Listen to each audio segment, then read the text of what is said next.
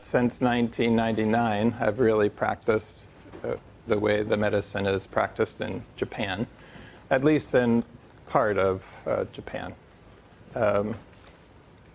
Acupuncture is like food or like music. You take from one culture, you put into another culture, it becomes inflected. If you took Cuban black bean soup and you put it in China and came back in 40 years, it's not going to taste like it tastes in Havana.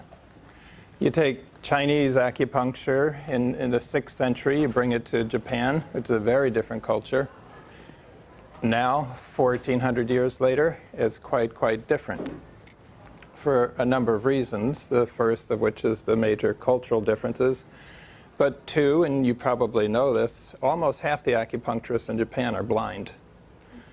And that's been for a long time, 40-some%, and it used to be a higher percentage. So some of those blind teachers are my teachers. We will talk in particular about Mr. Iwashina. We call him Dr. Bear. He was given that name by the Blackfoot Indian tribe in North America. But we'll also talk about another practitioner, Mr. Funamisu, who does have sight, both very well known in Japan. So since '99, I've been studying various styles. In the last 10 years, I have my own seminar hosting company. I host only Japanese seminars.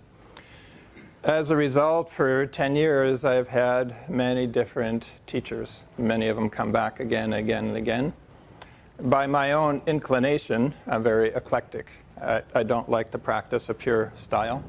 But even if I did like to do that, now it would be impossible because I've had so much exposure to so many good teachers.